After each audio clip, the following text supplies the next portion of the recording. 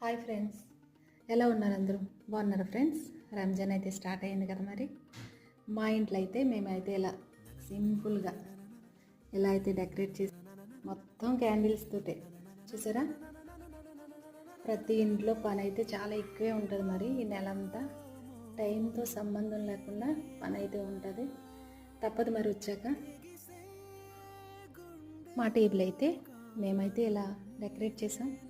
మా dining table నిండా ఫుడ్డే, మొత్తం ఫుడ్డే. చూసారా ఫ్రెండ్స్, ప్రతి ఇంట్లో ఇలానే ఉంటుంది,